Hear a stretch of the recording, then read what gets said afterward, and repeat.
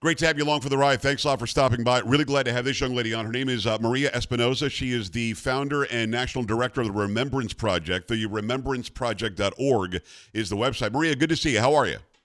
Great to see you, Joe. Doing well. Thank you. Yeah, there's a lot going on. We talked about how busy you are because you guys are trying to secure the border. You're trying to protect Americans, trying to protect Texans. The border here where I am in Texas is just porous as can be. And the Biden administration seems to be punishing the red state of Texas and its policies and what it's doing. First and foremost, if you don't mind, as people go to the remembranceproject.org, what was the meaning for the founding of the organization? What is it about? What are we remembering, if you will? Well, we are remembering Americans who were killed by illegal aliens because our laws are not enforced, our borders are not secured. And right here on American soil, Americans are being killed right under these politicians' noses, and they seem to care nothing about it. And we're talking about something that the left argues this way. This is how ridiculous it is, Maria. If I say what you just said, hey, there was a girl in Iowa that was tracked down and killed by an illegal alien. The answer is, yeah, but we got bad people here too. And I never understand that. We're supposed to open our borders, allow anybody in, anytime, any place, good, bad, indifferent, doesn't matter. If they're doing it legally, illegally, they're asking for refugee status even if they have no right to it. And then when they do something bad, it could be a drunk driving accident, it could be rape, it could be killing somebody, it could be, the drug lords coming across the border and the cartels controlling drugs that are here, sex trafficking, human trafficking. If you say, wait a second, we don't want them to come here. The answer is we already have bad people here. How dare you? You're a racist because you don't want people because they happen to be Hispanic. That's ridiculous. So I'm guessing you've heard that argument too, right? Absolutely. You said a lot of things that we can touch on. We are importing crime. We have enough crime committed by Americans. Why are we importing crime? And some of those people that you mentioned that might say, well, there was one young lady. Well, you would care if it was your daughter. Yes. That's number one. But also these are crimes, these are killings, these are drug deaths, over 70,000 or up to 70,000 last year, that would not have taken place, Joe, if our borders were secure and if that illegal alien was not in our country and if we did not allow drugs coming across our borders. And I have seen it with my own eyes. I have been on a night watch in the middle of a ranch out in South Texas, and I have seen illegal aliens with large backpacks already 70 miles into the United States. And Border Patrol, that group actually was not detained. We could not, I didn't say we, I was there, yeah. But the Border Patrol was not able to detain them, find them anywhere. It's crazy to me what's happening at the border. And people don't really realize on January 19th that it wasn't like this. On January 20th, once the executive order started being signed, everything changed. And last month alone, 200,000 illegals came across, the second most in our history as we've been counting border crossings. And the Biden administration, Maria, has said this is because we inherited the problem from Trump. Any truth to that? That's totally ridiculous. Look, I think the Biden-Harris administration has a hatred or some sort of war against Latinos because those counties along the border that are hardest hit, and they are the poorest counties, remember, they are the ones who are suffering the most, and right. Biden does not care one bit. And you talked about, what's the drugs and all coming across here. Look, in Val Verde County in Texas and Maverick County, in 1 week, the cartels make $25 million a week. Wow. $25 million. That's stunning.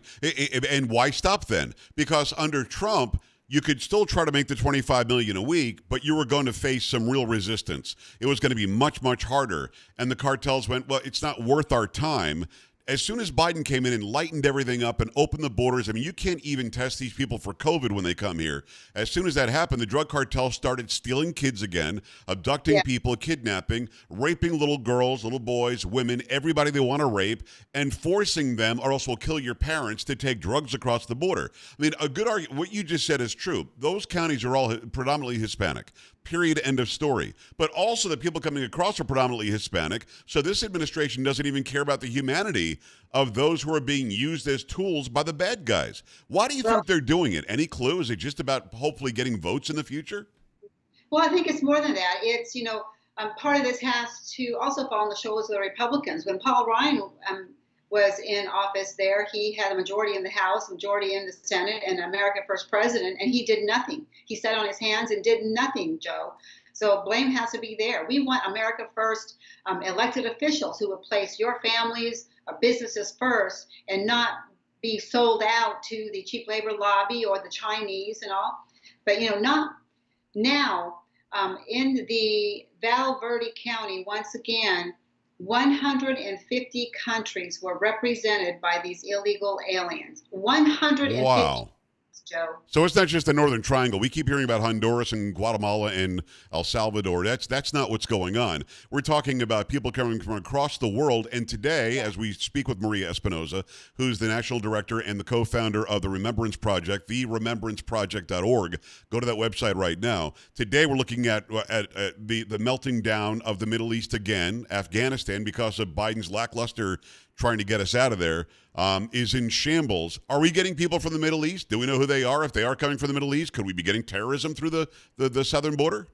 Oh, absolutely. We've known that for several years, and we tried to, raise the alarm, sound the alarm, and look at this border. It's wide open. Look at it in El Paso. We just had Victor Avila, who was one of the special agents who was ambushed there along with Jaime Zapata, who was fatally shot. Right. He was just in El Paso, and he talked about the fact that it's just chaos in El Paso. The cartels are basically taken over. And, previously, 2 months ago or more, the Biden administration had turned off the lights and all that, so technology.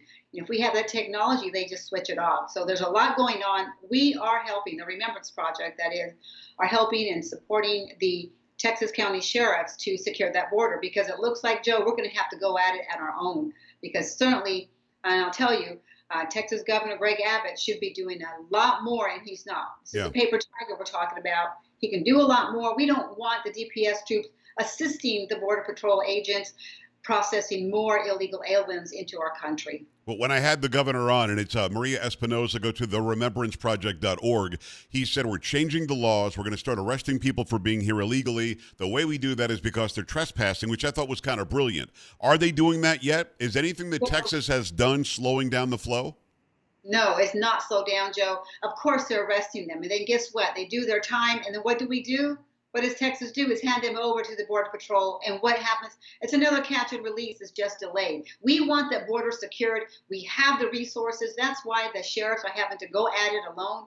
We're going to be supporting them because Texas is a sovereign state, and we have a right to protect our person, property, and our businesses. What's interesting is Maria Espinoza, go to theremembranceproject.org. What's interesting about this entire thing is that we've got a situation where we had the House, the Senate, and the presidency in Republican hands. Something should have and could have been done in stone that couldn't be overturned by executive fiat, and it wasn't done. Is that the point that you were making about Paul Ryan, that you had too many rhinos? There weren't people who had the wherewithal and the backbone enough to actually do something that was concrete and foundational? Because the Constitution's clear. Immigration and naturalization issues are up to the federal government. The federal government has laws in the books right now that the DOJ, depending on who's the president, can just say, let's not focus on those laws. Forget about it. Let's just let them do whatever they want to do, like from DACA to ignoring the border to ignoring COVID patients. What could have been done when we had Trump, the House, and the Senate all at the same time? Anything that would have been concrete that wasn't overturnable?